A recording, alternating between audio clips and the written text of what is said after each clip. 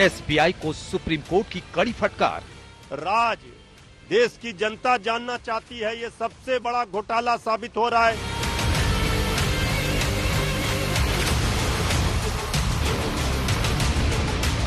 Bond के number से होगा बड़ा खुलासा। हफ्ता वसूला गया है वो सामने आएगा।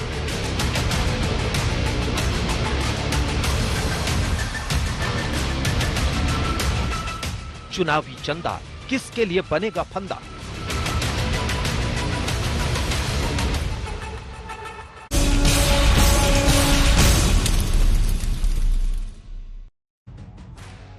नमस्कार, मैं हूं अंजना ओम कश्यप और आप देख रहे हैं हल्ला बोल। चंदे की चर्चा चुनावी बयान में खूब हो रही है। चंदा चमके चमचम।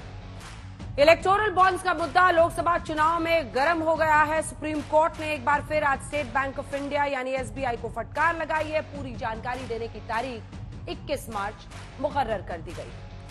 अब तक के जो आंकड़े आए हैं उससे पता चलता है कि इलेक्टोरल बॉन्ड से राजनीतिक पार्टियों को करीब 16,478 करोड़ रुपए मिले। वहीं आप मेरी दूसरी तरफ जो जानकारी देख रहे हैं वो ये कि सुप्रीम कोर्ट ने एसबीआई को क्या क्या कहा है। एसबीआई को सुप्रीम कोर्ट ने 21 मार्च तक खुलासा करने को कहा है। Supreme court unique bond number भी जारी करने को कह रहा है। साथ ही हलफनामा भी देने को कहा गया है। सुप्रीम कोर्ट ने एसबीआई को फटकार लगाते हुए कहा कि किसी भी जानकारी को छिपाया न जाए।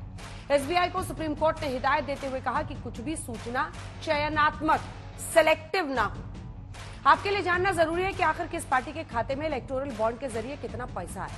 अब तक की एसबीआई ने जो जानकारी दी है उसके मुताबिक बीजेपी को 82,051 करोड़ रुपए मिले हैं। अक्सर आपने पहले 6,000 करोड़ के आसपास का नंबर सुना होगा, लेकिन उसमें साल दर साल जैसे मामला आगे बढ़ रहा है इजाफा होता हुआ दिख रहा है। वहीं कांग्रेस पार्टी को 1,952 करोड़ रुपए चंदा में मिला। दूसरे नंबर पर है कांग्रेस। चंदा मिलने वाली पार्टी के तौर पर तीसरे नंबर पर है टीएमसी। टीएमसी के खाते में 1,708 करोड़ रुपए आए हैं। बीआरएस को 1,408 करोड़ रुपए आए हैं इलेक्टोरल बॉन्ड से। बीजेडी को 1,020 करोड़ रुपए, जबकि डीएमके को 656 करोड़ मिले हैं। और उन्होंने ही बाकायदा अपना लिस्ट जारी करके ये बताया है कि उनको 600 करोड़ से ज्यादा पैसा जो है वो फ्यूचर गेमिंग ऐप से ही मिला है, जो दरअसल ऐसी कंपनियों में सबसे ऊपर है जिसने सबसे ज्यादा इलेक्टोरल बॉन्ड्स की रकम इसमें खर्च की है। अब तक आपने समझा इलेक्टोरल बॉन्ड का पूरा समीकरण, लेकिन दिलचस्प बात यह है कि विपक्ष की पार्टियां शोर मचा रही हैं। बीजेपी पर सारी उंगलियां उठ रही हैं। हाल में ये तब है जबकि कई खुलासे अभी बाकी हैं। एसबीआई के बही खाते का सच आना बाकी है। ऐसे में देखना दिलचस्प होगा कि ये चंदा किसके लिए बन जाएगा फंदा। इसी पर आज हम करेंगे हल्ला बोल में चर्चा। पहले ये रिपोर्ट।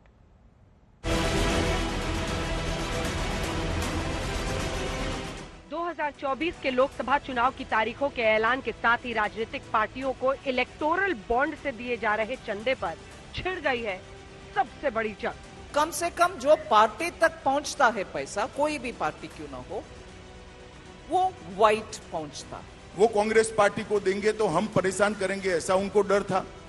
हमें देंगे तो जहां कांग्रेस का शासन है वो परेशान करते हैं, इतना डर था। एसबीआई ने सुप्रीम कोर्ट की सख्ती के बाद इलेक्टोरल बॉन्ड्स का डेटा चुनाव आयोग को सौंप दिया था, जिसके बाद चुनाव आयोग ने एसबीआई से इलेक्टोरल बॉन्ड से जुड़ी जानकारी अपनी वेबसाइट पर अपलोड की और फिर बवाल शुरू हुआ। राहुल गांधी ने चंदे के धंधे का आरोप लगाते हुए बीजेपी को घेरा और जवाब इंडिया टुडे कॉन्क्लेव के मंच से गृह मंत्री अमित शाह और वित्त मंत्री निर्मला सीतारमण ने दिया। बॉन्ड कितना मिला ये पार्टी के बैलेंस शीट में रिफ्लेक्ट होता है, और बॉन्ड कितना दिया गया एक कंपनी के बैलेंस शीट में रिफ्लेक्ट होता है। क्या गोपनीय बचा? गोपनीय तो तब होता है जब अब जो व्यवस्था होगी कैश से चंदा लिया जाएगा, तब सब गोपनीय होता होगा। और कांग्रेस पार्टी को गोपनीयता से मतलब नहीं है। जब कैश से चंदा लेते हैं तो 100 रुपया पार्टी में जमा कराते हैं और 1000 रुपया अपने घर में रख लेते हैं। क्या इससे पहले जो सिस्टम था वो 100% परफेक्ट था क्या? नहीं। And let us just recall what my predecessor, when he brought this electoral bonds, Arun Jaitley ji said, is that उससे बेहतर है भाई, कम से कम पैसा जो पार्टियों को चलता है वो अकाउंट के द्वारा चलने दो। दरअसल विपक्ष ने बीजेपी को सबसे ज्यादा चुनावी चंदा मिलने पर चारों तरफ से घेर दिया है। कांग्रेस से लेकर टीएमसी, आम आदमी पार्टी, तमाम पार्टियां एजेंसियों से डरा कर पैसे लेने की बात कर रहे हैं। पूरी सत्ता का दुरुपयोग किया इन्होंने। चंदा दो धंधा लो, चंदा दो धंधा लो, चंदा दो धंधा लो। ये चंदा और कहां से इन्होंने लिया, आप पूरे देश के लोग हैरान हैं कि electoral bond is going to be proved to be the biggest scam in the century. BJP knows it very well. That's why they wanted to throttle the voice of SBI and विपक्ष अब घेर रहा है कि SBI ने पूरी जानकारी नहीं सौंपी है, वरना एसबीआई के चीफ एफिडेविट देकर कोर्ट को बताएं कि कोई जानकारी छिपाई नहीं गई है। और इस बीच कोर्ट ने भी कहा है कि एसबीआई चंदों पर पूरी जानकारी दे। और पूरे देश के सामने केंद्र एक्सपोज हो रहा है, किस तरीके से रोज रोज इंफॉर्मेशन को छुपाने की कोशिश स्टेट बैंक ऑफ इंडिया और इलेक्शन कमीशन कर रहा है। भाई अगर आपके मन में कोई चोरी नहीं है तो आप डालिए अपनी वेबसाइट पे। भारतीय जनता पार्टी अपनी वेबसाइट पे क्यों नहीं लिस्ट डाल रहा है? डाले, ये सारे डोनर हैं, हमें इतना करोड़ रुपया हमें मिला है। केंद्र सरकार क्यों ऐसी स्कीम लेके आई जिससे डोनर के नाम छुपाने पड़ रहे? स्टेट बैंक ऑफ इंडिया के द्वारा सरकार को बचाने के लिए, मोदी सरकार को बचाने के लिए जो कोशिश चल रही थी, उससे एक तरह से उसके खिलाफ ये फैसला है। आज सुप्रीम कोर्ट ने एक बार फिर बॉन्ड से चुनावी चंदे पर अधूरी जानकारी देने पर स्टेट बैंक ऑफ इंडिया को सख्त लहजे में डेडलाइन दी है। क्या कहा है समझिए। एसबीआई ने जो प्ली लिया है ये बड़े हास्यास्पद है। वो ये कह रहे हैं कि हमें सुप्रीम कोर्ट की जजमेंट समझ में नहीं आई। जो जजमेंट बड़ी स्पेसिफिक थी, उसमें हमें नहीं लगता कि लॉयर की भी जरूरत है। प्लेन लैंग्वेज में था और कंप्लीट डिटेल फर्निश करने के लिए डायरेक्शन था। डायरेक्शन टाइम लिमिट में था। उस टाइम लिमिट के खत्म होने का इंतजार किया बैंक ने। उसके बाद एक एप्लीकेशन मूव किया, एक इंटेंशनली, ताकि इसको डीरेल किया जा सके। वहीं बिहार में चुनावी बॉन्ड को लेकर सियासत गर्म है। जेडीयू ने दावा किया है कि उसे बंद लिफाफे में किसी अज्ञात ने 10 करोड़ के बॉन्ड से चंदा दिया था। नीतीश कुमार वाली जेडीयू को 10 करोड़ का बॉन्ड अज्ञात शख्स से मिलने पर आरजेडी आक्रामक है। तेजस्वी की पार्टी आरोप लगा रही है कि बॉन्ड घोटाले में बीजेपी जेडीयू साथ साथ है। जेडीयू पूछ रही है पहले लालू और तेजस्वी यादव 4.5 करोड़ वाले चंदे का हिसाब दें। एसबीआई का जो इलेक्टोरल बॉन्ड है, उस घोटाले का तो राज देश की जनता जानना चाहती है। ये सबसे बड़ा घोटाला साबित हो रहा है इस देश के इतिहास में। एडीआर की रिपोर्ट में 19-20 में 2 करोड़ और एसबीआई के डेटा के अनुसार 4 करोड़ 50 लाख। ये कहां से आया, किसने दिया, कौन सा ऐसा बिजनेस था? इन सारी प्रक्रिया की तो जानकारी आरजेडी को देना चाहिए। चुनावी चंदे पर आरोपों की फाइल खुल गई है, लेकिन इस पूरे जंग में बवाल तो अभी शुरू हुआ है। आज तक तो आइए चर्चा की शुरुआत करते हैं। तमाम खास मेहमान हमारे साथ जुड़ गए हैं। कुछ ही देर में हम आपको ये भी दिखाएंगे कि कौन कौन सी वो कंपनियां थी जो टॉप 5 थी और उससे मिली हुई जानकारी क्या बता रही है। गौरव भाटिया जी, राष्ट्रीय प्रवक्ता भारतीय जनता पार्टी के, हमारे साथ इस चर्चा में जुड़ रहे हैं। हमारे साथ अभय दुबे जी, राष्ट्रीय प्रवक्ता कांग्रेस पार्टी के, जुड़ रहे हैं। हमारे साथ अभिषेक झा, जेडीयू का पक्ष रखेंगे, और हमारे सामने डॉक्टर नवल किशोर हैं जो कि आरजेडी का पक्ष रखेंगे। इन दोनों पार्टियों को हमने इसलिए बुलाया है क्योंकि जैसा हमने रिपोर्ट में आपको दिखाया, जेडीयू कह रही है कि दरवाजे के बाहर किसी अज्ञात ने रख दिया 10 करोड़ रुपया। अब ये नवल किशोर जी की पार्टी पूछ रही है, तेजस्वी जी की पार्टी की, कौन है भाई, ये कहां से आ गया 10 करोड़? और ये कह रहे हैं कि 4.5 करोड़ का चंदा आपको कहां से आया, जरा आप तो बताओ।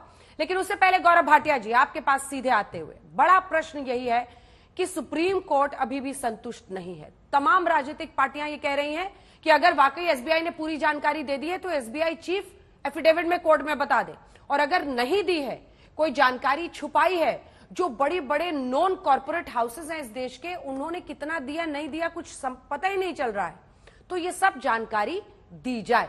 जो आरोप विपक्ष आप पर लगा रहा है चुनाव से पहले इलेक्टोरल बॉन्ड को लेकर कि आपको सबसे ज्यादा फायदा मिला एजेंसी के दबाव से, उस पर आपका जवाब।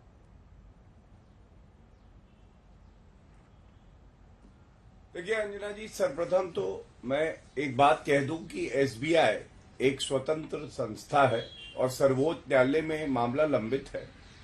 एसबीआई अपना वहां पक्ष मजबूती से रख रही है और जो आदेश आता है सर्वोच्च न्यायालय का, उसका पालन भी कर रही है। एक कंटेम्प्ट पिटीशन एसबीआई के खिलाफ दाखिल की गई सर्वोच्च न्यायालय में, जिसपे सर्वोच्च न्यायालय ने ही कहा कि कंटेम्प्ट का मामला नहीं बनता है, ये जानकारी उपलब्ध कराए इलेक्शन कमीशन ऑफ इंडिया को, और इलेक्शन कमीशन ऑफ इंडिया को जानकारी दी गई, उन्होंने अपनी वेबसाइट पे डाली, उसका कुछ अंश और डालना चाहिए, ये सर्वोच्च न्यायालय ने कहा है। और एक नागरिक होने के नाते भी और भारतीय जनता पार्टी का ये मानना है कि सर्वोच्च न्यायालय का जो फैसला आता है वो मान्य होता है और हर संस्था को उसका पालन करना चाहिए, और उम्मीद ये है एसबीआई भी करेगा। लेकिन जो आज अब चर्चा का विषय है, मैं उस पर जो प्रश्न उठा रहा हूं उसके उत्तर मिलना अति आवश्यक है।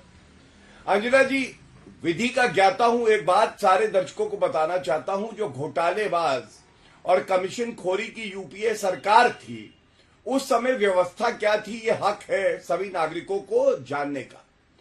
तो करते ये लोग क्या थे कि ये दिखाते थे कि 20,000 रुपए से कम का चंदा पार्टी में आया, और ये प्रावधान था कि 20,000 रुपए से कम का चंदा अगर कोई दे रहा है, नागरिक हो या संस्था हो या कंपनी हो, तो आपको उसका नाम भी नहीं बताना है। तो आज पहला सवाल यह है कि जो एक इलेक्टोरल बॉन्ड स्कीम हमारी सरकार लेके आई, क्या वो जो पहले की व्यवस्था थी, जो पारदर्शिता थी ही नहीं और कमीशन खोरी होती थी और घूसखोरी होती थी, उससे बेहतर है या नहीं है? तो उत्तर है बेहतर है, क्योंकि आज आप कनेक्ट कर सकते हैं कि किसने चंदा दिया और वो चंदा कहां गया। बैंकिंग सिस्टम के माध्यम से चंदा आ रहा है और जा रहा है। सर्वोच्च न्यायालय ने एक फैसला दिया जिसका सम्मान होगा।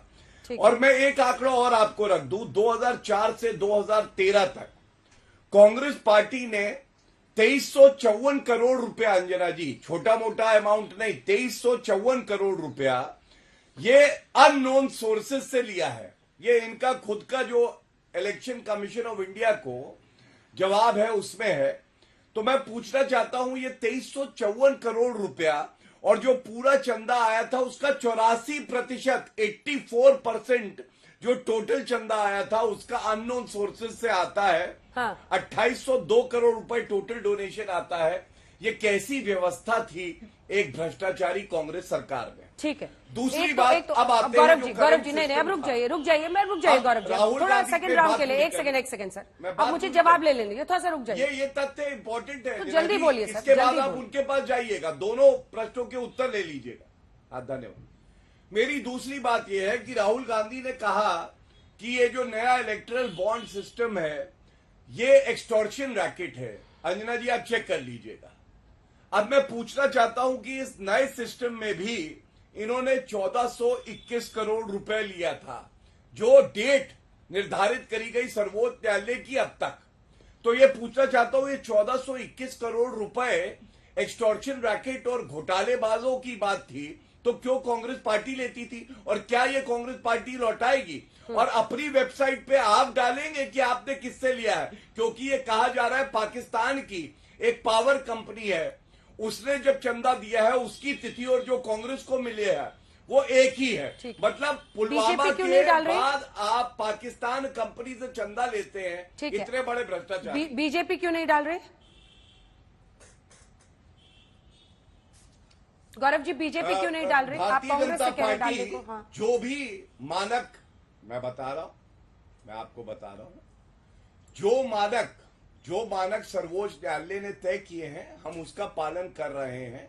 सर्वोच्च न्यायालय से ऊपर कोई नहीं। लेकिन अंजना जी, ये मुद्दा उठाया है घमंडिया के घटक दलों ने, इसलिए मैंने ये सवाल आज तक पे पूछा।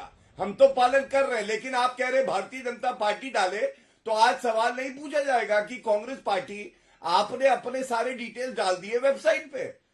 अगर आप कोई मुद्दा उठाएंगे पहले स्वयं तो उसका पालन करेंगे या नहीं करेंगे? ठीक है अभय जी, हमारे इनकम रुक जाइए अब गौरव जी, रुक जाइए।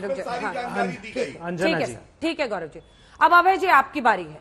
एक तो 250 करोड़ आप कह रहे हैं ना अनअकाउंटेड, आपने जो चंदा लिया है और खुद ही अपनी जानकारी दी है पार्टी की तरफ से, उस पर वो पूछ रहे हैं कि वो आपको कहां से पैसा मिला, आप देश को बताएं। दूसरा, एक ग्राफिक्स दिखा रहे हैं हम, क्योंकि पहले दिन से ही आप लोग सवाल पूछ रहे थे और इसीलिए हम अपने दर्शकों को भी ये दिखाना चाहते हैं। एक बार जल्दी से नंबर्स दिखा दीजिए।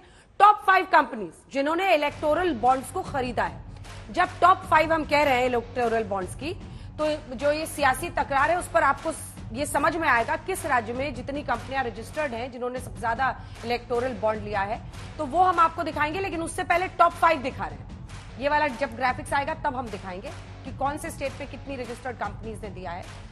ये देखिए, future gaming and hotel services private limited, इसको आप ट्रेडिंग कंपनी के तौर पर देख सकते हैं। 1368 करोड़ रुपए के इलेक्टोरल बॉन्ड्स के साथ अभी तक डिक्लेयर डेटा में सबसे ऊपर ये फ्यूचर गेमिंग ऐप। उसके बाद आई ये मेगा इंजीनियरिंग है जिसने 966 करोड़ रुपए दिए हैं। और उसके बाद आप क्विक सप्लाई वाली कंपनी देख रहे हैं, चेन है।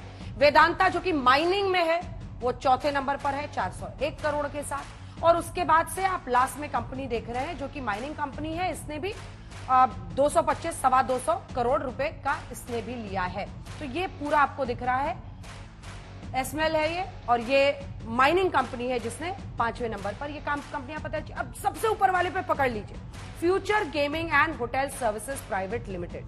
इसका मालिक जो कि बहुत बड़े लॉटरी किंग के तौर पर जाना जाता है। अब हम आपको बताते हैं कि ये लॉटरी किंग जो कि मालिक है पहली कंपनी का जिसने सबसे ज्यादा पैसे दिए, ये आदमी है कौन? लॉटरी किंग के नाम से मशहूर है सैंटियागो मार्टिन।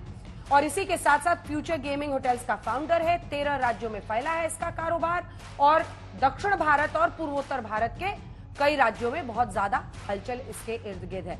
अब हम आपको बताते हैं कि इसने कितना पूरा बॉन्ड खरीदा। अगला ग्राफिक्स दिखाइए, कितना बॉन्ड खरीदा। और डीएमके ने खुद बताया है कि उनको कितना इन्होंने बॉन्ड्स दिया है, लगभग 37% ये जो रकम है। तमिलनाडु की सत्ताधारी पार्टी डीएमके को 656 करोड़ रुपए का चंदा दिया है इसी लॉटरी किंग ने। और 509 crore lottery king Santiago Martin से मिला है। इलेक्टोरल बॉन्ड के जरिए लॉटरी किंग ने डीएमके को चंदा दिया, जिसमें 37% पूरे अमाउंट का पैसा इनको जाते हुए दिख रहा है। और इसीलिए बार बार ये प्रश्न जो बीजेपी के नेता हैं वो पूछ रहे हैं। एजेंसीज के इस्तेमाल पर अभी तक बातचीत हो रही थी। अभय जी, ये डेटा बताकर मैं आपसे पूछ रही हूं कि 2019 में डीएमके पर रेड हुआ, उस इस के मालिक सैंटियागो मार्टिन पर रेड हुआ, उसने डीएमके को पैसा दे दिया 80 करोड़। उसके बाद से 21 में रेड हुआ तो उसने लगभग 248 करोड़ डीएमके को दे दिया। आप क्या ये कह रहे हैं कि सेंट्रल एजेंसीज के रेड होने के बाद वो डीएमके को पैसा देता था डर के बीजेपी से? मतलब कुछ तो समझ में आए ना। अब ये खबर सामने आने के बाद आप कैसे ये आरोप लगाएंगे कि एजेंसीज के इस्तेमाल से डराकर पैसा ले रही थी बीजेपी, क्योंकि सबसे बड़ा कंट्रीब्यूटर तो डीएमके को पैसा दे रहा था। अंजना जी, आजाद भारत के इतिहास का सबसे घृणित और सबसे काला कारनामा भारतीय जनता पार्टी की सरकार की सरपरस्ती में हुआ है। धमकी दो धंधा लो, धमकी दो चंदा लो। 84 कंपनियां हैं, जानती हैं, जिन पर ईडी सीबीआई की रेड हुई और उस रेड के बाद इलेक्टोरल बॉन्ड खरीदे गए। 25 कंपनियां ऐसी है जिन्होंने इलेक्टोरल बॉन्ड खरीदे, उसके बाद उन्हें धंधा मिला है। और ये क्या, इलेक्टोरल बॉन्ड की स्कीम जब फाइनेंस बिल अरुण जेटली साहब लेकर आए थे तो कांग्रेस पार्टी अकेली ने विरोध किया था। मुझे दुख हुआ, आपके चैनल पर देश के गृह मंत्री जी झूठ बोल रहे हैं बैठकर। मैं सप्रमाण सिद्ध कर दूंगा उस बात को। सबसे पहली आपत्ति ली भारत की आरबीआई ने।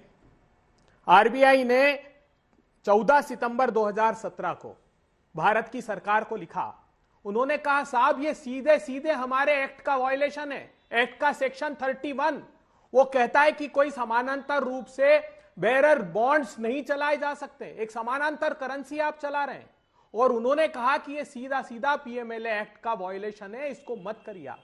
उसके बाद निकल कर आए, दूसरा तोता उड़ा पिंजरे से, उनके पखेरु पंख फड़फड़ाने लगे। उन्होंने कहा कि अगर आज ये स्कीम आ गई तो बाद में हम दोष दिया जाएगा।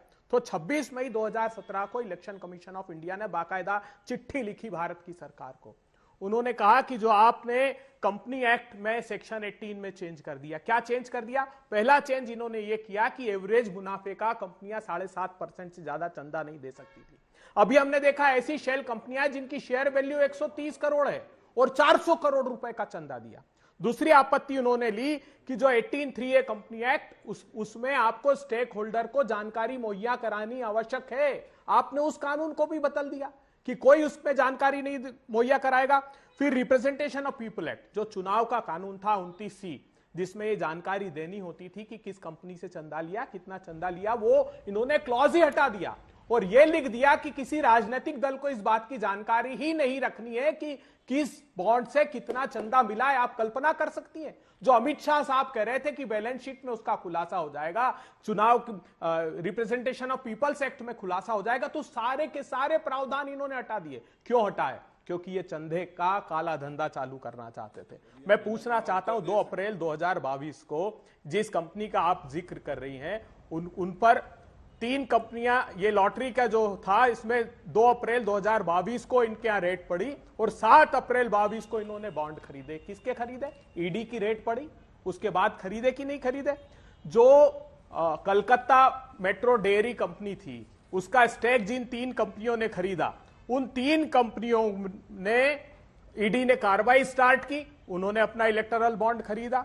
मदनलाल लिमिटेड, एमकेजे इंटरप्राइजेस, कैनबरी फूड स्पा, तीनों ये कंपनियां एक ही पते पर रजिस्टर्ड है। 573 करोड़ रुपए के बॉन्ड इन लोगों ने खरीदे। Chennai green woods, Yashoda super speciality hospital, Aurobindo pharma, Shirdi Sai electricals, Kalpataru developer, DFL, लंबी फहरिस्त है अंजना जी। तो ये संदेह इसलिए उत्पन्न होता है क्योंकि इन्होंने ये काले कारनामे किए, तीनों एक्ट में चेंज कर दिया। हम चिल्लाते रहे, राहुल गांधी से लेकर समूची कांग्रेस पार्टी अरुण जेटली साहब को प्रधानमंत्री जी से गुहार लगाती रही, और हम ही नहीं, आरबीआई और इलेक्शन कमीशन ऑफ इंडिया भी गुहार लगाता रहा कि ये काले कारनामे भविष्य में होंगे, मत करिए। लेकिन इनका इंटेंशन मेला फाइट था, ये चाहते थे कि ऐसी कंपनियों से हजारों करोड़ रुपए इकट्ठा कर लें जिनसे 2 काम करते हैं। एक तो ईडी सीबीआई का जब कंपनी के खिलाफ उपयोग करते हैं तो इलेक्टोरल बॉन्ड परचेस करते हैं, और ईडी सीबीआई का जब दूसरा उपयोग करते हैं विपक्षी दलों पर तो उनके नेताओं को अपनी पार्टी ज्वाइन कराकर ताक धुलवाते हैं। ठीक है, तो ये आपके इन तमाम आरोपों का मैं उनसे जवाब लूंगी। ठीक है, आपके इन तमाम आरोपों का जवाब लूंगी, लेकिन जैसे उनसे मैंने लीडिंग क्वेश्चन पूछा था, आपसे भी पूछ रही हूं, डीएमके को ये लॉटरी किंग क्यों पैसा दे रहा था? श्रद्धा से, भक्तिभाव में 37% पैसे उसने दिए हैं डीएमके को। अंजना जी, राजनीतिक दलों को चंदा देना अपराध नहीं है, लेकिन उन कंपनियों पर निगरानी कौन रखता? निगरानी सेंट्रल एजेंसियों को रखनी थी, लेकिन उन्होंने क्लॉज ही चेंज कर दिए। अब जवाब दीजिए। जरूरी नहीं उन कंपनियों की ऑडिटेड बैलेंस शीट में हिसाब देना जरूरी नहीं, इलेक्शन कमीशन को हिसाब देना जरूरी नहीं। अरे स्टेक होल्डर जो हक था उनका, उनको हिसाब देना जरूरी नहीं, तो पता कैसे लगेगा? जो डरा के पैसे ले रहा था उस पर उनका आरोप है, गौरव भाटिया जी, कि आप लोग डरा के पैसे ले रहे थे। इसके बाद चलेंगे बिहार भी। गौरव जी देखिए, अंजना जी, मेरा हक तभी बनता है कि मैं सवाल पूछूं कांग्रेस के प्रवक्ता से जब मैं उत्तर दे सकूं आपके सवालों का। तो सबसे पहले डंके की चोट पे कहता हूं कि अभी तक तो मैच करने का सारा डेटा आया भी नहीं है, किस कंपनी ने किसको दिया है। जो सर्वोच्च न्यायालय ने अब निर्देश दिए हैं कि नंबर भी हो इलेक्टोरल बॉन्ड पे, लेकिन एक केस बता दें जो कि खोला गया प्रताड़ित करने के लिए या बंद कर दिया चंदा पाने के लिए। आप अगर बता देंगे तो मैं स्वयं माफी मांगूंगा कि हां आपने सही बात कही। ये नहीं बता पाएंगे अंजना जी, लेकिन सवाल ये है, देखिए, राहुल गांधी का एक ट्वीट है, ये 18 नवंबर 2019 का है, और राहुल गांधी लिखते हैं, new India bribes and illegal commissions are called election bonds. सवाल इसलिए पूछा जा रहा है, 2019 में जब राहुल गांधी ये कहते हैं कि ये रिश्वत लेने का एक माध्यम है, तो 2019 के बाद 1421 करोड़ रुपए रिश्वत क्यों ली राहुल गांधी ने? आपके हिसाब से तो ये रिश्वत लेने का माध्यम था? पहला सवाल, इसका कोई उत्तर नहीं दिया मेरे यहां मित्र जो बैठे। मेरा दूसरा सवाल था, और मैंने आंकड़ा दिया था कि कांग्रेस पार्टी ने किस तरह से 2354 करोड़ रुपया ये लिया है, और ये लिया है अननोन सोर्सेज से। अननोन सोर्सेज से अगर आप रिश्वत लेते हैं तो क्या पहले का जो डोनेशन देने का प्रक्रिया थी वो बेहतर थी इससे, जिसमें आप ट्रैक भी नहीं कर सकते कि ये दिया किसने था डोनेशन? इस पे इन्होंने कोई उत्तर नहीं दिया। मेरा तीसरा सवाल ये है, जैसा आपने बताया कि 509 करोड़ रुपए डीएमके को दिया गया है इस कंपनी द्वारा। अगर 509 करोड़ रुपए डीएमके को दिया गया है तो ये कितना उचित है, कृपया करके ये बताइए। अब टीएमसी भी आपका घटक दल है, उसको 1609 करोड़ रुपए इलेक्ट्रल बॉन्ड से मिला है। इसके साथ डीएमके को टोटल रुपया जो 640 करोड़ मिला है। हाँ। इसी तरह से आरजेडी को 72 करोड़ रुपया मिला है। तो क्या ये पूछा नहीं जाएगा अंजना जी, ये जो घमंडिया इंडी अलायंस के भ्रष्टाचारी सारे इकट्ठे हो गए हैं, ये लोग क्यों चंदा ले रहे हैं जब ये उंगली उठाते हैं कि सरकार ने गलत किया इलेक्ट्रल बॉन्ड की स्कीम लाके? आपको तो नहीं लेना चाहिए था, क्योंकि आप तो इसको मुद्दा बना रहे थे। और हाँ, तोते उड़ाने की बात करी इन्होंने, तो आपने तो इतने तोते उड़ाए हैं, पिंजरे का तोता याद है, सीबीआई को बना दिया है। ये तो सर्वोच्च न्यायालय ने आपके लिए कहा था। आपने 2 तोते उड़ाए थे जब जो जूनियर न्यायाधीश थे सर्वोच्च न्यायालय में, उनको आपने मुख्य न्यायाधीश भारत का बना दिया था, क्योंकि इंदिरा गांधी कहती थी हमें कमिटेड जुडिशरी चाहिए। आपने एक और तोता उड़ाया था, वो तोता जो थे वो सीवीसी थे, केवी थॉमस, उनकी नियुक्ति करी। और संवैधानिक पद हो या विधिक पद हो, सर्वोच्च न्यायालय ने उस अपॉइंटमेंट को क्वॉश किया है। ये कितनी बड़ी बात है। एक तोता इन्होंने और उड़ाया था, एमएस गिल का तोता था वो, इलेक्शन कमीशन ऑफ इंडिया। इसका चीफ इलेक्शन कमिश्नर बनाया क्योंकि वो गांधी परिवार से बहुत नजदीक थे। और नवीन चावला, एक और तोता उड़ाया आपने। वो तोता ऐसा उड़ाया, वो गांधी परिवार के घर पे जाके बैठ जाता था। बताओ कि क्या करना है। जब आपत्ति करी थी तत्कालीन chief election commissioner N Gopalaswami ने कि इनको नहीं बनाया जाए, तो तोते उड़ाने की बात आप ना करिए।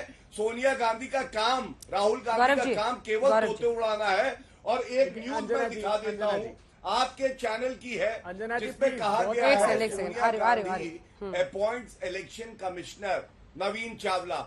हाउ, अब पूछा यह जाएगा Sonia Gandhi, how can Sonia Gandhi appoint election commissioner? वो तो प्रधानमंत्री थी नहीं। तो इस सारी संवैधानिक संस्थाओं के साथ छेड़छाड़ करना, तोते का गला मरोड़ देना कि अपना काम निकालना है, यही कांग्रेस पार्टी का चरित्र रहा। ठीक, लेकिन मेरा एक प्रश्न आप दोनों से है, गौरव जी। अंजना जी, एक सेकंड रुकिए, अभय जी आप ही जवाब दीजिएगा। गौरव जी और अभय दुबे जी, आप दोनों से एक प्रश्न है। अगर डीएमके जारी कर सकती है किस कंपनी से कितना पैसा लिया, ब्यौरा जारी कर सकती है, और इसीलिए हम बता रहे हैं फ्यूचर गेमिंग ऐप से जो भी ये था, इस कंपनी से कितना पैसा उनको मिला। 37% पूरा जो उनका इलेक्टोरल बॉन्ड्स की रकम थी सबसे बड़े कंट्रीब्यूटर की इस लिस्ट के मुताबिक, वो डीएमके को गया। आप दोनों क्यों नहीं बताते? गौरव भाटिया जी, आपकी रिस्पॉन्सिबिलिटी है जवाबदेही, सिर्फ विपक्ष को थोड़ी है, जनता को भी है। वो भी जानना चाहेंगे कि ये जो आरोप लगा रहे हैं उसमें कितना दम है, कि आपने डरा कर लिया। आप कहते हैं आप सबसे बड़े दल हैं, लोग आपसे जुड़ रहे हैं खुद ही, तो क्यों ना लिस्ट जारी कर दी जाए, क्यों ना बता दिया जाए कि इस कंपनी ने कितना पैसा दिया? अंजना जी, मैं तो आपकी बात से बिल्कुल सहमत हूं। पूरा देश जानता है कि पारदर्शिता को किसी अगर पार्टी ने आगे बढ़ाया है तो वो भारतीय जनता पार्टी है। और आज भी सर्वोच्च न्यायालय का आदेश आया है, अध्ययन चल रहा है आदेश का, और जो राष्ट्र हित में होगा, पारदर्शिता के हित में होगा, वो भारतीय जनता पार्टी करेगी। ये बात मैं जरूर आपके चैनल पे कह सकता हूं। और वैसे भी जो डेटा अब पब्लिक डोमेन में आएगा, सार्वजनिक किया जाएगा, तो उससे बिल्कुल स्पष्ट हो जाएगा कि किसने चंदा दिया है और किस पार्टी को गया है। तो इसलिए मैं आपकी बात को ही आगे बढ़ा के कहूंगा, पारदर्शिता के लिए हम थे और आगे भी रहेंगे, इसीलिए इलेक्ट्रल बॉन्ड आए थे। ठीक है अभय जी, अब आपसे प्रश्न। आप भी भयभीत लग रहे हैं। मेरे सवालों का उत्तर कांग्रेस से, और आप भयभीत इसलिए लग रहे हैं क्योंकि आप भी डेटा जारी नहीं कर रहे हैं। एक खबर इस वक्त आ रही है, कैबिनेट से जल्द इस्तीफा दे सकते हैं पशुपति पारस, क्योंकि अब से कुछ ही देर पहले औपचारिक ऐलान बिहार एनडीए गठबंधन में सीट शेयरिंग को लेकर हुआ है, जिसमें पशुपति पारस जो कि चिराग पासवान के चाचा हैं, रामविलास पासवान के भाई हैं, उनको सीट ना मिलने पर वो नाराज बताए जा रहे हैं। कैबिनेट से जल्द इस्तीफा दे सकते हैं क्योंकि अभी वो एनडीए में शामिल हैं, सरकार में कैबिनेट पद पर है। इस बीच आपको बता दें, देखिए पूरी तस्वीर समझिए, जिसमें 17 सीटों पर भारतीय जनता पार्टी बिहार में लड़ेगी, 16 सीटों पर नीतीश कुमार की जेडीयू, हम यानी जीतन राम मांझी की पार्टी की एक, उपेंद्र कुशवाहा एक, वहीं 5 सीटें मिली है सारी की सारी रामविलास गुट वाले एलजेपी को, जो दरअसल अब चिराग पासवान की पार्टी है, जिसमें सभी मुख्य सीटें उन्हें दे दी गई है। गठबंधन में सीट न मिलने से पशुपति पारस, इन्हीं की तस्वीर आप देख रहे हैं। हाजीपुर जो कि पारंपरिक सीट थी रामविलास पासवान की, वहां पर वो मैदान में पिछली बार उतरे थे, जीत गए थे। जीतने के बाद उन्होंने अपने ही भतीजे के साथ एक तरह से आप कह सकते हैं मामला पलट दिया, धोखा दिया और वो एनडीए में शामिल हो गए और उनको अलग थलग कर दिया। लेकिन अब वापस चिराग पासवान एनडीए में मिल गए, उन्होंने अपनी बात वहां सेटिंग ठीक कर ली और देखिए उनको बाहर का रास्ता अब ऐसे में बताया जा रहा है कि वो इस्तीफा दे सकते हैं। सीट एक भी ना मिलने से नाराज बताए जा रहे हैं। अब अभय जी, प्रश्न आपसे इलेक्टोरल बॉन्ड्स पर। भयभीत तो आप भी दिख रहे हैं, वरना अगर डीएमके हिम्मत करके बता सकती है किसने कितने पैसे दिए तो आप भी बता दीजिए, क्योंकि आप कहते हैं कि कंपनियों का सबका ब्यौरा सामने करना, इसमें क्या डरने की बात है। तो आप लोग काहे डर रहे हैं? डीएमके ने जारी किया, आप भी कीजिए। नैतिकता की धुरी पर ऐसी मिसाल कायम कीजिए कि बाकी सब थर्रा जाएं, लेकिन आप तो कर ही नहीं रहे हैं। अंजना जी, ये जो तोता तोता बार बार कह रहे ना, गिद्ध हो गए ये, और प्रजातंत्र के वटवृक्ष पर काले कारनामों के साए मंडरा रहे हैं इनकी सत्ता की सरपरस्ती में। 3 सवाल 4 सवाल किए, एक आपने किया, 3 उन्होंने किए। इन्होंने कहा 2300 करोड़ रुपए कांग्रेस पार्टी ने अननोन सोर्सेस से। अरे जानते हैं 20,000 रुपए से जो कैश का डोनेशन कम था उसका रिकॉर्ड रखने की आवश्यकता नहीं थी, आपने भी नहीं रखा। इस बार भी जो हमने क्राउड फंडिंग की है, हमारे 90% जो डोनर्स है 100 रुपए से अंदर है। अंतिम पंक्ति में खड़े हुए लोग कांग्रेस पार्टी को, प्रजातंत्र को चलाने के लिए पैसा देते थे। किसने संशोधन कर दिया? हमने तो कंपनी एक्ट में यह प्रोविजन किया था कि 3 साल के एवरेज मुनाफे का 7.5% से ज्यादा चंदा नहीं दिया जा सकता। आपने उसमें एक लिमिट ही हटा दी और जिनकी 130 करोड़ रुपए की शेयर वैल्यू, वो 400 करोड़ चंदा दे रहे हैं। तो ये लूट कौन कर रहा है? आप कर रहे हैं कि हम कर रहे हैं? यूनिक कोड छुपाए किसने? दिए नहीं, किसने दिए? आपकी एसबीआई ने। 30 जून का वक्त किसने मांगा? उसमें इतना साहस है क्या? जब तक मोदी सरकार इशारा नहीं करे। आप चाहते थे कि सर्वोच्च अदालत के माध्यम से देश के लोगों को यह बात नहीं पता लगे, देश के लोग ये नहीं जान पाए कि ये काले कारनामे करने वाली कंपनी या जिनको छापा डाला आपने दबाव बनाकर 8,000 करोड़ रुपए का 70 साल में किसी राजनीतिक दल ने नहीं किया, जो आपने 7 सालों में ये काला धन इकट्ठा कर लिया। प्रधानमंत्री कहते थे विदेशों से काला धन लाऊंगा और सबको बताऊंगा। वो एसबीआई के से जो काला धन बटोरा है उसको बताने में डर रहे हैं। तो भयभीत तो ये है अंजना जी, हम तो निर्भीक है। हमने उस कानून का भी विरोध किया था। और जहां तक जानकारी की बात सुनिए ना, जानकारी की बात है तो जो इलेक्टोरल बॉन्ड दिए जाते हैं राजनीतिक दलों को, सुन लीजिए, आरबीआई ने यह कहा था कि आप इसको फिजिकल फॉर्म में मत रखिए, क्योंकि कोई यूनिक कोड उन बॉन्ड्स पर नहीं होता है, कोई ऐसा उस पर लिखा हुआ नहीं होता है कि किस कंपनी का डोनेशन, वो राजनीतिक दलों को दिया जाता है। एक बात सुन लीजिए, और ये जानकारी सिर्फ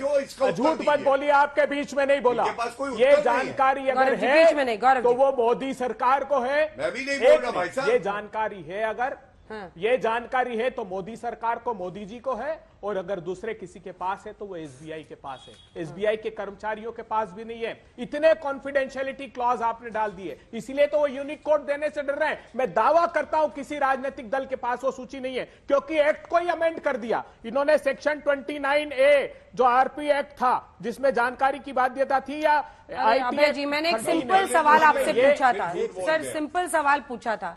ये तमाम बातें तो हम लोग लगातार कर ही रहे हैं और उनसे पूछ रहे हैं कि आप क्यों नहीं बता रहे हैं, क्या ये लिस्ट बाहर आने से आपका खुलासा हो जाएगा, पर आप क्यों डरे हुए हैं? ये नहीं समझ में आ रहा। अच्छा, हम क्यों डरेंगे? बताइए, तो बताइए ना। अंजना जी, सीधा सा सवाल, 1 मिनट, सीधा सा सवाल है, मोदी जी ने यूनिक कोड नंबर क्यों नहीं दिलवाए सुप्रीम कोर्ट में? हम तो 10 दिन में आइडेंटिफाई कर देते मैच करके। किसी राजनीतिक दल के पास कंपनी वाइज जानकारी नहीं है। मैं फिर कहता हूं, 1-2 केसेस में कंपनी ने जिनको इन्फॉर्म कर दिया राजनीतिक दल को कि हम चंदा दे रहे हैं, उनके पास जानकारी है। मैं चुनौती देता हूं, आज कर दे जारी है। हम 10 दिन में कांग्रेस पार्टी दायित्व लेती कि उन नंबरों को मैच कर देंगे जिनको जून तक का ये वक्त मांग रहे थे, और दूध का दूध, पानी का पानी हो जाएगा। हिंदुस्तान के संसाधनों की जो लूट, पानी तो धीरे धीरे हो रहा है। आइए एक और दिलचस्प जानकारी अपने दर्शकों को देते हैं। आप कहां जारी कर रहे हैं? अपनी लिस्ट बताते ही नहीं रहे, आप उनको ललकारते हैं, वो आपको ललकारते हैं, खेलते रहिए ऐसे ही फुटबॉल। लेकिन इलेक्टोरल बॉन्ड को लेकर सियासी तकरार जिस तरह से बढ़ रही है, राज्य में किस राज्य में कितनी रजिस्टर्ड कंपनीज है जिन्होंने सबसे ज्यादा इलेक्टोरल बॉन्ड दिए? सबसे पहले पश्चिम बंगाल का नाम आता है, जहां 2382 कंपनियां रजिस्टर्ड है इलेक्टोरल बॉन्ड से खरीदने वाली। दूसरे नंबर पर महाराष्ट्र है, जहां 2258 कंपनियां रजिस्टर्ड है। तीसरे नंबर पर तेलंगाना है, जहां 1633 कंपनियां रजिस्टर्ड हैं। चौथे नंबर पर तमिलनाडु है, जहां पर 1633 कंपनियां रजिस्टर्ड हैं जिन्होंने इलेक्टोरल बॉन्ड्स खरीदे हैं। और फिर पांचवें नंबर पर अगर आप देखिए तो सीधा गुजरात आता है, 655 कंपनियां यहां पर रजिस्टर्ड है। लेकिन एक सबसे अनूठे राज्य में आपको लिए चलते हैं और उस राज्य का नाम है बिहार। 10 करोड़ अभिषेक झा जी किसी अज्ञात शख्स ने दरवाजे पे रखा। किसके दरवाजे पे रखा, कहां पे किया, क्या हुआ, मतलब कैसे हुआ ये पैसों की बारिश, नोटों की बारिश? करूंगा कि आप मुझे 2 मिनट का वक्त देंगी अनइंटरप्टेड, जिसमें मैं बता पाऊं कि भ्रम की स्थिति जो हमारी पार्टी के विषय में फैलाई जा रही है वो कहीं ना कहीं एसबीआई की चूक है, हमारी कोई चूक नहीं है। 15 फरवरी 2024 को सुप्रीम कोर्ट के वर्डिक्ट में एडीआर ने बताया कि 2019-20 में जेडीयू के पास 13 करोड़ के इलेक्टोरल बॉन्ड थे। अब एसबीआई ने जो जानकारी दी उसमें उन्होंने चूक कर दी और बता दिया कि भाई 3 करोड़ के ही इलेक्टोरल बॉन्ड हमारे पास है। अब ये डिफरेंस 10 करोड़ का आपको दिख रहा है, जिसको लेकर कहीं ना कहीं प्रायोजित किया जा रहा है कि किसी ने हमें दे दिया और हमने इन बातों को छिपाया है, जो कि वास्तविकता से एकदम इतर है। आपने देखा है किस तरह से एसबीआई को फटकार भी लगी है इस पूरे मसले को लेकर, और एक समय सीमा मिली है कि उसमें आप सारी बातों को सच्चाई के साथ और तथ्यों के साथ पेश कर सकें। जैसे ही वो बातें सामने आएंगी, ये जो मिस्टेक हुआ है उनसे साल 2019-20 को लेकर के, वो दूध का दूध और पानी का पानी हो जाएगा। हम पूरी तरीके से आश्वस्त है इस चीज को लेकर। अब हम पर आरोप जो लोग लगा रहे हैं, राष्ट्रीय जनता दल के लोग, जरा उनके काले कारनामे को भी समझ लीजिए। 2020-21 के दरमियान इनका क्लेम है कि इन लोगों ने के पास कोई इलेक्टोरल बॉन्ड नहीं था। आरजेडी ने कहा इसको आधिकारिक रूप से, लेकिन जो जानकारी सामने आ रही है, जो एसबीआई ने प्रस्तुत की है, उसके हिसाब से 1 करोड़ का इलेक्टोरल बॉन्ड इन्हें मिला ही था। हद है, इनकी जो राजनीति की पूरी स्टाइल है वो भी गजब की है। इतने लंबे समय तक ये बिहार की सत्ता में नहीं रहते। मैं बस कुछ आंकड़े आपके सामने शेयर कर देता हूं कि 2015 में जब ये हमारे साथ सत्ता में आए थे, तब दिसंबर से लेकर मार्च के महीने तक, उस फाइनेंशियल ईयर में 2015 से लेकर 2016 के समय मात्र 4 महीनों में इनको 6 करोड़ से अधिक का 6 करोड़ 58 लाख रुपए मिलते हैं चंदा के रूप में, और हमारी पार्टी को कितना मिलता है? महज 2 करोड़ 41 लाख रुपए। अगले पूरे फाइनेंशियल ईयर की अगर हम बात करेंगे तो उसमें जानकर आपको ताज्जुब होगा कि राष्ट्रीय जनता दल के लोगों को 57 करोड़ 95 लाख रुपए चंदा मिला और हमारी पार्टी जेडीयू को मात्र 12 करोड़ रुपए। और 2022 से 2024 के आंकड़े को देख लीजिए, हमारी पार्टी के पास एक भी बॉन्ड नहीं है, जबकि इनके पास 72 करोड़ 89 लाख की उगाही इन लोगों ने की है। तो जो लोग हम पर आरोप लगा रहे हैं इस 10 करोड़ के विषय में कि 10 करोड़ कौन दे गया, वो वास्तविकता में जानकारी के अभाव में इस तरह की चीजें खबरें चल रही हैं। और इनके बारे में सब कुछ प्रमाणिक है कि जैसे ही सत्ता में आते हैं, सत्ता का दुरुपयोग करके, सत्ता की हनक दिखाकर अनैतिक रूप से ये आमदनी करते हैं। ठीक है, ये तो भाई बॉन्ड्स के माध्यम से आपको दिख रहा है ना, जो काली कमाई है उसके लिए तो कोई उसकी कोई सीमा ही नहीं होगी। तो इस तरह की स्थितियां, हमें लगता है कि सुप्रीम कोर्ट में जब जवाब दीजिए नवल किशोर, पूरी जानकारी शेयर की जाएगी, ठीक है, एकदम दूध का दूध और पानी का पानी हो जाएगा। देखिए, हमारी पार्टी राजनीतिक शुचिता की ठीक है, जवाब रही है, आगे भी रहेगी। जवाब सुनिए नवल किशोर जी। नवल किशोर जी जवाब दीजिए। वो कह रहे हैं कि भ्रष्टाचार में देखिए आप लोगों का मुकाबला नहीं कर सकते। अंजना जी, इन्होंने खुद, हाँ देखिए अंजना जी, इन्होंने खुद ही बोला कि ये काला कारनामा है। तो पहले तो इनको मालूम होना चाहिए कि जो काला कारनामा के निर्माता है, निर्देशक है, वो तो उनके गठबंधन में है, नंबर 1। नंबर 2, देखिए जयप्रकाश नारायण ने भी बोला था कि अगर भ्रष्टाचार जैसे चीज को खत्म करना है तो हाईएस्ट प्लेसेस पे पहले खत्म होने चाहिए। गंगा की सफाई करना है तो गंगोत्री से शुरुआत करनी चाहिए। यहां पर तो हाईएस्ट प्लेस पे सबसे ज्यादा धन है। और ये काला कारनामा कह रहे हैं, तो काला कारनामा के 2 संकेत तो मिलते ही हैं कि जब ये बॉन्ड आया था तो मनी बिल के कॉन्सेप्ट में आया था। उस समय राज्यसभा में भाजपा की स्थिति नहीं थी पारित कराने की, इसलिए इसको मनी बिल के टर्म में लाया गया।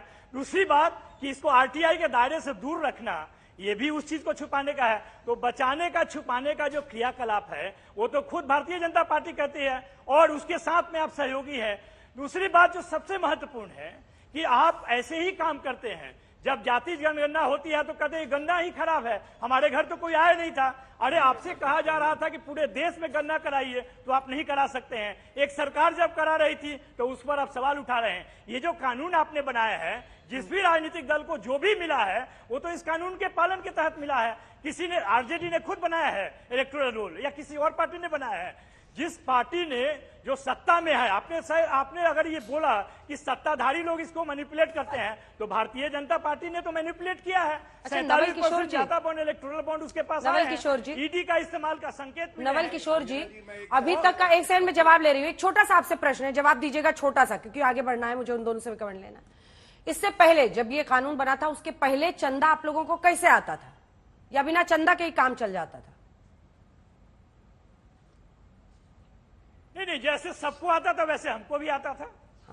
जो प्रक्रिया में तो अभी भी जैसे आ रहा है सबको आ रहा है, के बाद भी जिस प्रक्रिया अभी बैंक के थ्रू आ रहा है, पहले तो सीधे पेटी पहुंचती थी ना। पूछ रही हूँ, मैं पूछ रही हूँ, एक सेकंड, जब जनता सुनी रही है तो सब सुने ना, फिर जनता से क्या शर्माना छुपाना। तो क्या हम माने कि अब इलेक्टोरल बॉन्ड बैंक के जरिए आप सबको आता है, तो पहले बक्सा में आता था सबको? कर रही है नहीं अंजना जी, शेयर वैल्यू जो नहीं है, आता था, जो प्रक्रिया पहले था, पूछ रही हूँ मैं, पूछ रही हूँ, उनको जवाब देने दीजिए अभय जी। आपको भी मौका दूंगी, आप भी बताइए कि पहले कैसे आता था। नहीं, उस प्रक्रिया को अगर हटाया गया और इलेक्टोरल बॉन्ड लाया गया, और जिसमें क्लेम किया गया कि इसमें पारदर्शिता है, जैसा कि गौरव भाई बोल रहे हैं, दूरदर्शिता है, तो इसमें तो सुप्रीम कोर्ट के निर्णय के बाद तो पारदर्शिता और दूरदर्शिता का सच तो लोगों को दिख गया। ठीक है, सवाल क्वेश्चन, इसका जवाब मैं ले लूंगी गौरव जी से। पहले क्या आपने लास्ट पॉइंट है नवल जी, लास्ट पॉइंट देखिए, जैसे आपने कहा, देखिए मैं लास्ट पॉइंट, जैसे आप पहले बोलते थे या लोग सवाल उठाते थे कि जब ईवीएम नहीं था और पेपर बैलेट था तो सारा जब्त हो जाता था, उस पर लोग कर लेते थे। तो ये ईवीएम आया, उसके बाद लोग क्यों सवाल उठा रहे हैं? जब किसी न किसी तरह से उसमें मैनेजमेंट हो रहा है, पहले ज्यादा पारदर्शी व्यवस्था मैनिपुलेट हो रहा है, तो सवाल तो उठाए जाएंगे। ठीक है नवल जी, रुक जाइए, और टाइम की कमी है। अभय जी पहले आप छोटा सा कमेंट दे दीजिए, उसके बाद मैं उनसे जवाब लूंगी। छोटा बोलना होगा क्योंकि टाइम अब कम है। आपने कैसे पूछा है पहले क्या था, तो पहले कंपनियां चंदा देती थी, वो अपने एवरेज मुनाफे के 3 साल का 7.5% से ज्यादा नहीं दे सकती थी। पहले कंपनियां चंदा देती थी तो कंपनी एक्ट में उनके स्टेक होल्डर्स को बताना पड़ता था, कांग्रेस को दिया है, बीजेपी को दिया है, आरजेडी को दिया है।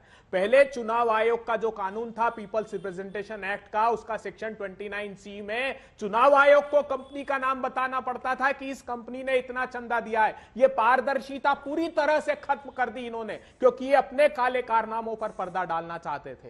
कितनी बेशर्मी से कहते हैं कि पहले से अच्छी व्यवस्था थी, पहले ये सारी व्यवस्था थी जिस पर आपको आरबीआई ने ऑब्जेक्शन फाइल किया। गौरव जी अब कंक्लूडिंग रिमार्क में आप इन आरोपों का जवाब दीजिए, क्योंकि कांग्रेस सीधा कह रही है कि आपने ये नई व्यवस्था इसीलिए की है राजनीतिक दबाव बनाकर, पॉलिटिकल एक्सटॉर्शन, वो इसे कह रहे हैं। गौरव जी देखिए, सारी बातें मान लेते हैं जो राहुल गांधी ने कहा और यहां कांग्रेस के प्रवक्ता ने कहा, लेकिन तर्क संगत बात तो करें। अगर ये एक्सटॉर्शन रैकेट था तो कांग्रेस पार्टी इसका विरोध करते करते भी चंदा ले रही थी इलेक्टोरल बॉन्ड से। वाह, क्या पार्टी है, दो मुहैया साहब कहें आपको, कहते कुछ है करते कुछ है। दूसरी बात इन्होंने मुंह से बोला कि नरेंद्र मोदी जी ने सारे, बीच में ना बोले, देखिए अंजना जी ये गड़बड़ है इनके साथ। अभय जी आपके बीच में किसी ने नहीं बोला, प्लीज कंक्लूडिंग रिमार्क है, 30 सेकंड। यही वजह है, 30 सेकंड जल्दी, यही वजह है। हाँ धन्यवाद। दूसरी बात जो बड़ी है, इन्होंने कहा नरेंद्र मोदी जी ने आंकड़े नहीं उपलब्ध कराए। अरे पार्टी एसबीआई है, अभिषेक मनु सिंघवी से थोड़ा न्याय और कानून सीखिए। आपको जब कुछ पता नहीं होता और नरेंद्र मोदी जी का नाम आप ले आते हैं। तीसरी बात, अगर पारदर्शिता की होगी, पाकिस्तान की कंपनी हब पावर से आपने 1 करोड़ रुपए चंदा लिया है 18 अप्रैल 2019, और चंदा लिया है चीन से भी।